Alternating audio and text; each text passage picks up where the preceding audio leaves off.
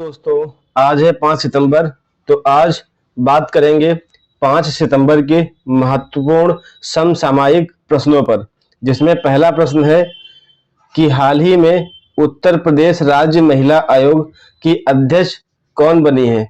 तो आपको बता दें कि अभी हाल ही में राज्य महिला आयोग में 1 वर्ष के लिए 25 सदस्यों की नियुक्ति की गई है। 1 वर्ष के लिए 25 सदस्यों की नियुक्ति की गई है, जिसमें से एक अध्यक्ष है और 2 उप अध्यक्ष हैं।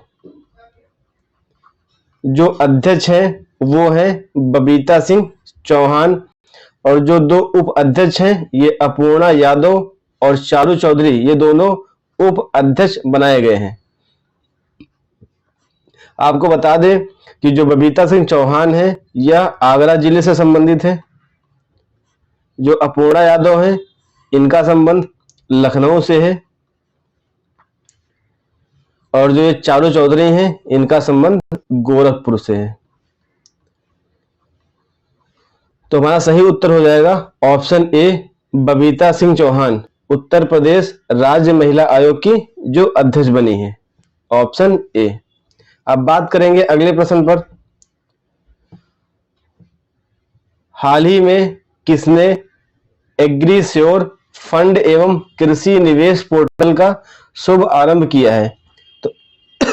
तो हाल ही में शिवराज सिंह चौहान ने एग्रीश्योर फंड एवं कृषि निवेश पोर्टल का शुरुआत किया है। साथ ही आपको बता दें कि जो शिवराज सिंह चौहान है वर्तमान में कृषि एवं किसान कल्याण मंत्री के साथ साथ ग्रामीण विकास मंत्री भी हैं। तो हमारा सही उत्तर हो जाएगा ऑप्शन डी, शिवराज सिंह चौहान। जो इसके अन्य विकल्प हैं इनको देख लेते हैं। जो अन्नपूर्णा देवी हैं ये वर्तमान में महिला एवं बाल विकास मंत्री हैं, और जो CR पाटिल हैं ये वर्तमान में जल शक्ति मंत्री हैं, और जीतन राम मांझी ये वर्तमान में सूक्ष्म लघु एवं मध्यम उद्यम मंत्री हैं। तो हमें सारे मंत्री याद रखने हैं। अब बात करते हैं अगले प्रश्न पर। हाल ही में पेरिस पैरालंपिक 2024 में किसने पुरुषों की F16 भाला फेंक प्रतिस्पर्धा में स्वर्ण पदक जीता है। तो हाल ही में अभी सुमित अंतिल ने पेरिस पैरालंपिक 2024 में भाला फेंक प्रतिस्पर्धा में गोल्ड मेडल जीता है। तो हमारा सही उत्तर हो जाएगा ऑप्शन ए। लेकिन इनके साथ ही कुछ अन्य हैं, जैसे योगेश कुमार कथुनिया, इन्होंने भी पेरिस पैरालंपिक में पुरुषों के चक्का फेंक स्पर्धा में जीता है सिल्वर मेडल। तो पुरुषों की चक्का फेंक स्पर्धा में इन्होंने रजत पदक जीता है, रजत पदक। और जो ये शीतल देवी हैं और ये राकेश कुमार, इन दोनों ने मिलकर के मिक्स्ड टीम कंपाउंड तीरंदाजी में मिक्स्ड टीम कंपाउंड तीरंदाजी में इन्होंने कांस्य पदक जीता है, कांस्य पदक। इसमें किसने कौन सा पदक जीता है ये तो ध्यान रखना ही है, लेकिन साथ में ये भी ध्यान रखना है कि किस खिलाड़ी का किससे संबंध है। तो सुमित अंतिल का संबंध है भाला फेंक से, योगेश कुमार कथुनिया का संबंध है चक्का फेंक से, और शीतल देवी और राकेश कुमार का संबंध है तीरंदाजी से। ये मिलाने के लिए पूछ सकता है, तो हमें सब ध्यान रखना है। अब बात करते हैं अगले प्रश्न में। बलिया के किस उत्पाद को वन डिस्ट्रिक्ट वन प्रोडक्ट में शामिल किया गया है। तो हाल ही में जो सत्तू है, सत्तू को बलिया के वन डिस्ट्रिक्ट वन उत्पाद में शामिल किया गया है। तो सही उत्तर हो जाएगा ऑप्शन डी, सत्तू। आपको बता दें कि जो सत्तू है अब बलिया का एक जिला एक उत्पाद होगा, लेकिन बलिया का पहले से वन डिस्ट्रिक्ट वन प्रोडक्ट पहले से था, जिसका नाम था बिंदी उत्पाद।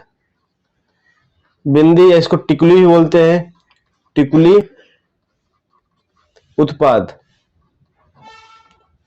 अब बात कर लेते हैं जो अन्य जिले हैं इनके ओडीओपी क्या है।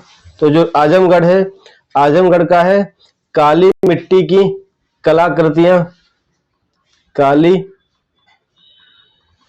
मिट्टी की कलाकृतियां, ये है आजमगढ़ का। जो बुलंदशहर है ये है चीनी मिट्टी के बर्तन के लिए,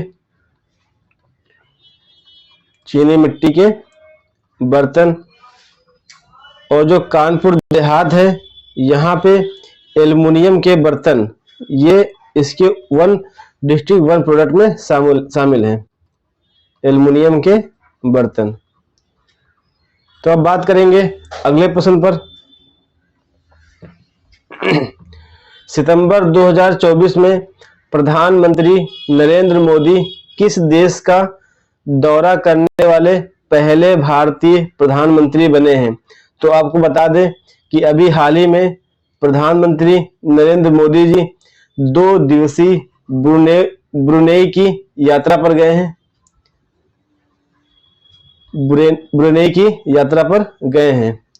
तो उन्होंने यहाँ पर हाइड्रोकार्बन से संबंधित समझौता भी किया है और वहां पर $270 मिलियन निवेश करने की बात भी कही है।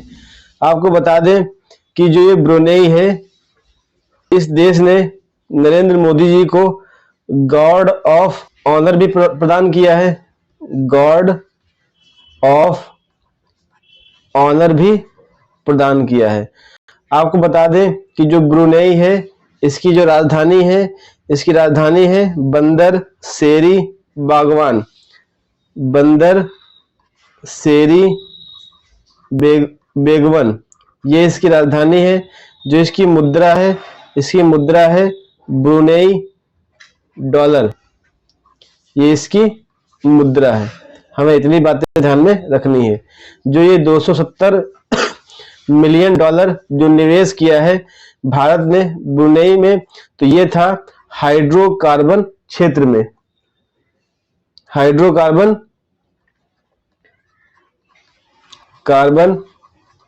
क्षेत्र में। हमें इतनी बातें ध्यान में रखनी है। तो हमारा सही उत्तर हो जाएगा option C, Brunei.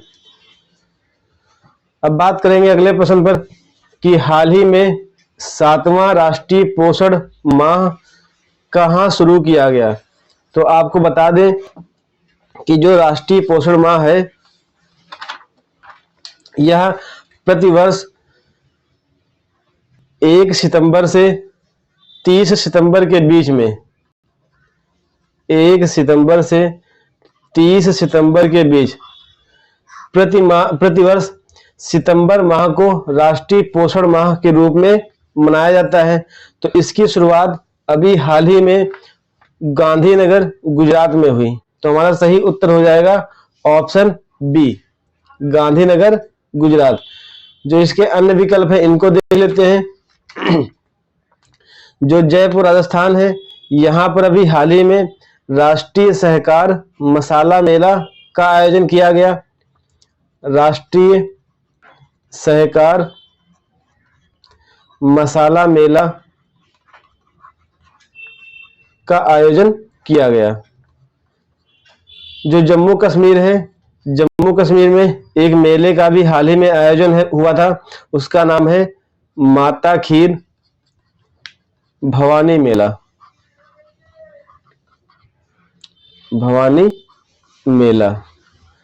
Himachal Pradesh में अभी एक मेला का आयोजन हुआ था, उसका नाम था ठिरसू मेला, ठिरसू मेला। अब बात करेंगे अगले प्रश्न पर। हाल ही में चर्चा में रही तीस्ता नदी का जल विवाद किन देशों के मध्य है। तो आपको बता दें कि ये चर्चा में क्यों रही। तो चर्चा में इसलिए रही कि जो बांग्लादेश की अंतरिम सरकार है तो अंतरिम सरकार में जो जल संसाधन के सलाहकार हैं, जिनका नाम है सैयदा रिजवाना हसन,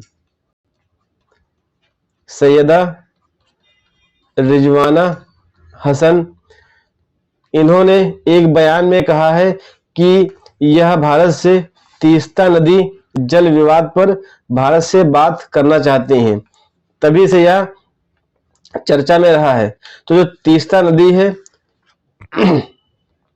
तीस्ता नदी का जो उद्गम है, उद्गम होता है हिमालय क्षेत्र में। उद्गम के बाद यह सिक्किम और पश्चिम बंगाल में बहती है। इसके बाद यह असम में पहुंचकर ब्रह्मपुत्र नदी से मिल जाती है। तो जो यह नदी तीस्ता नदी जल विवाद है, यह भारत और बांग्लादेश के बीच में हुआ है। बांग्लादेश, आपको बता दें कि जो तीस्ता नदी जल विवाद है, इन पर जो समझौते हुए हैं अब तक, इससे पहले 1983 में इस विवाद पर एक संधि की गई थी, एक समझौता हुआ था, जिसमें कहा गया था कि जो जल है उसका 39% जल भारत यूज करेगा और इसका 36% जो जल है वो बांग्लादेश यूज करेगा। इस संधि के बाद 2011 में पुनः संधि की बात की गई। संधि होने के बाद पश्चिम बंगाल की मुख्यमंत्री ममता बनर्जी के द्वारा विरोध जताने पर यह जो समझौता हुआ था ये लागू नहीं हो पाया था। तो यह था तीस्ता नदी जल विवाद। तो हमारा सही उत्तर हो जाएगा ऑप्शन सी। यह जो विवाद है ये भारत और बांग्लादेश के बीच में है। अब बात करते हैं अगले प्रश्न पर।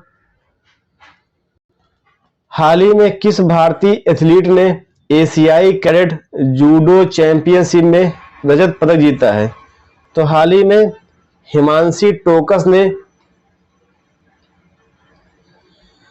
एशियाई कैडेट जूडो चैंपियनशिप में सिल्वर मेडल जीता है। Silver medal. जो अन्य विकल्प है इसके, तो जो सुनील छेत्री हैं, सुनील छेत्री भारत के पूर्व फुटबॉलर बन गए हैं, क्योंकि इन्होंने अभी हाल ही में फुटबॉल से संन्यास ले लिया है। जो इसके अन्य विकल्प है, जैसे विक्टर एक्सेल्सन, इन्होंने अभी हाल ही में मलेशिया मास्टर का खिताब जीता है। मलेशिया मास्टर्स का खिताब जीता है। जो मलेशिया मास्टर्स होता है इसका संबंध बैडमिंटन से है।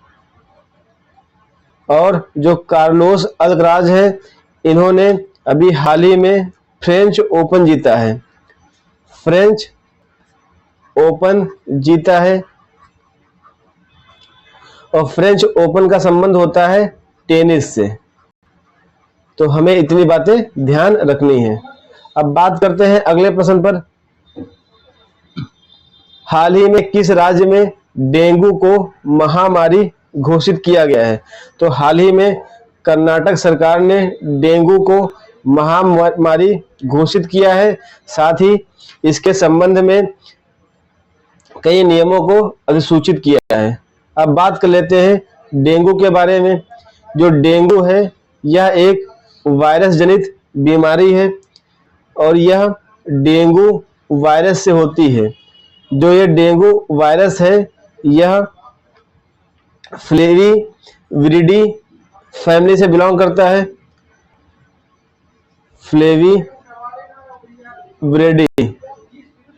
फैमिली से बिलोंग करता है। तो ये ध्यान रखना है, ये कई बार पूछा गया है। फ्लेविविरिडी वायरस। बता दें आपको कि जो डेंगू है इसको हड्डी तोड़ ज्वर भी बोलते हैं। हड्डी तोड़ ज्वर भी इसको बोलते हैं। साथ में जो इसके रोग वाहक हैं, किसकी वजह से ये डेंगू होता है, तो जो मच्छर होता है एडीज मच्छर, एडीज मच्छर में भी इजिप्टी होता है, एल्बोपिक्टस होता है और क्यूलेक्स फैटिंग मच्छर होता है। इन सभी मच्छरों के काटने से डेंगू वायरस होता है। तो हमें इतनी बातें ध्यान रखनी है डेंगू के बारे में। अब बात करते हैं अगले प्रश्न पर। किस देश के फुटबॉल खिलाड़ी लुइस सुआरेज ने अंतरराष्ट्रीय फुटबॉल से संन्यास की घोषणा की है? तो जो ये लुइस सुआरेज हैं, इनका संबंध उरुग्वे से है। उरुग्वे से है। उरुग्वे की राजधानी मोंटेवीडियो है। मोंटेवीडियो यह इसकी राजधानी है। तो हमारा सही उत्तर हो जाएगा ऑप्शन डी। तो दोस्तों, यह मेरी आज की क्लास थी। अगर मेरी यह क्लास आपको अच्छी लगी हो तो वीडियो को लाइक करें, चैनल को सब्सक्राइब करें और वीडियो को अधिक से अधिक शेयर करें। धन्यवाद दोस्तों।